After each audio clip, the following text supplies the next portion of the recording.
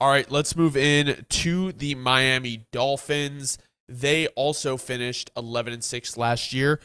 Our narrative, obviously, for the Dolphins is Tua the franchise quarterback for Miami? I think that's one of the biggest things that's been discussed this year. No deal has really been done yet. If we want to take a look at their free agency, I think the biggest thing we came away with, Dobbs, from free agency and draft is it doesn't feel like they got better.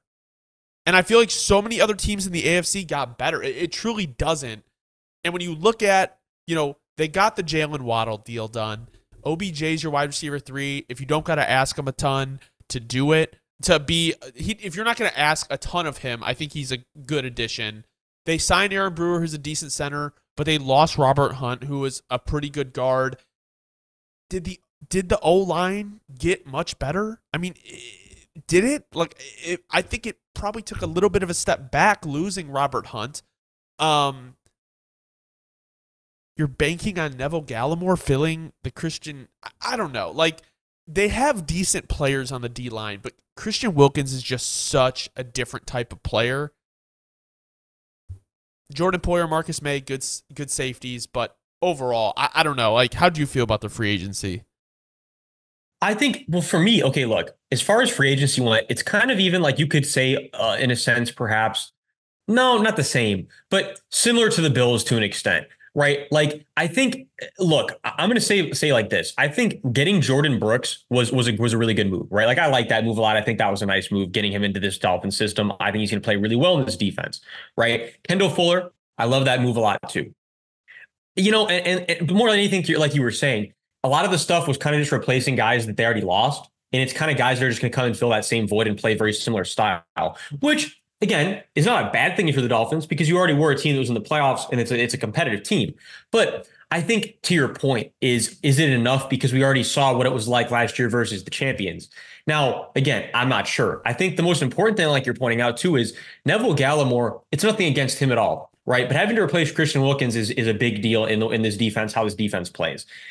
Is he going to be enough? Is he going to make more than anything? Is he going to make a big enough leap this year? I don't know. And back to the O-line. Look, Isaiah Wynn has had some really, really good years of his career, and the last couple have been really bad years. And yes, he has the versatility where he can play tackle, he can play guard, which is nice if you're the Dolphins because it's kind of nice. It's nice to have that versatility for a team where there's injuries on that specific group line, all those things. However, having him playing guard off the rip, and then Robert Jones is your other, and then we also have Aaron Brewer on the interior, who had a good year last year, but an inconsistent career, so we don't know what to expect. I think there's more questions than answers about the Dolphins' replacements. But all in all, they're still a competitive team through free agency, and they made sure to retain that. I just don't know, to your point, how much of a leap we made this year. It's more like just replacing who we lost. And when you start to look at their draft, right, look at Chop Robinson, I don't mind the Robinson pick. Obviously, they're sticking with the speed element on defense as well. And Bradley Chubb, Jalen Phillips, they're good. They brought in Shaq Barrett. I think he could be a good rotational piece. Calais Campbell as well. He's older, but he still contributes. So their D-line is not bad. It's not a bad D-line by any means. It's just how big of an impact player Christian Wilkins was. I think they maybe replaced it with all these people instead of one player. But then, Patrick Paul, offensive tackle, not bad. Jalen Wright, I like adding to that running back room. And hopefully Mohamed Kamara and Malik Washington can make a difference. But I think this all goes back to the fact of the reality is Tyreek Hill is getting older. The offensive line is not getting better. And Tua is still a question mark. If Tyreek Hill was not on this team, Dobbs, do you think you'd be comfortable giving Tua Tagovailoa a $55 million a year extension? No, absolutely not. And it's funny because the way you said it, I wasn't even thinking about this at first, but I'll even rephrase to you this. If Tyreek Hill isn't starting on this team, if he was injured, whatever the case was, do we still think of the Dolphins as a Super Bowl contender? No, right? I don't think so. And I think that's a big thing, is if a receiver can make that big of yes, he's Tyreek Hill, he's a game changer. But if a receiver can have that much of an impact on how we view the success of an offense as a whole, we have to start asking ourselves some questions, Hunter. But here's what I will say. We saw, that's what I thought you were going to say, so that's why it's interesting. well, we saw how the Vikings played without Justin Jefferson, and yes, they have good offensive playmakers in a TJ Hawkinson who ended up getting hurt and a Jordan Addison. But I think that they were able to function a lot better without Justin Jefferson and their quarterback than Tua would function without Tyreek Hill. Like, I think Tyreek Hill is such a game changer, but especially for this offense. And I think if Tyreek was not here, I don't know if Tua is putting up nearly as many stats as he did in his time with Tua.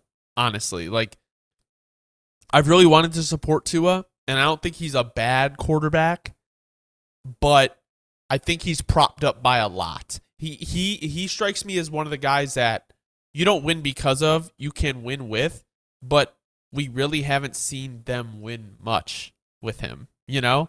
Like, they've been regular season winners, but as soon as they get to the playoffs, they're duds. No, you're spot on. That's exactly where we're at right now. And that's kind of just where we're at going forward. This is really Tua's year to say, look, I'm gonna have to shut everyone up, or else we're gonna have to have more discussions. That's really all there is to it with the Dolphins this year. I think the other thing too is the new DC in place. I think they were I don't think the players really liked Fangio. I don't think it was a fit. So I do expect the defense to maybe take a step forward. But at the end of the day, if the offense loses gas in the second half of the season at the start of the playoffs, like they have done the last 2 years, it's just like when you watched that Kansas City game, Tua just looked horrible. Like, I understand it's not the type of weather, but those are like the biggest games of your career. But I was going to say too, and this is where it gets funny, Hunter, and I'm already ready for some of the comments, whatever. But here's the reality. Like I always remind everybody, I think a lot of people forget the most important thing when it comes to having a franchise quarterback is if they play awesome, right? September through December, right? I think we all love it. That's awesome. But if they can't play January through February, there's no point. Like all those games in September through December don't matter. So I think that's a very important thing to consider going forward here. If you're a Dolphins fan, is if Tua can only play in a dome or when it's super nice outside, I don't think in and of itself, we're already in a position where you're already clearly not worth $55 million a year. That's something I want every Dolphins fan to very much consider this whole season. Yeah. I mean, if Tua is willing to take like 35 a year, 40 a year, which he won't, I just think that's how you can build a contending roster. If you're paying this guy top 5 salary at the position, I don't see it, unfortunately. I just think Tua, what he can do up here doesn't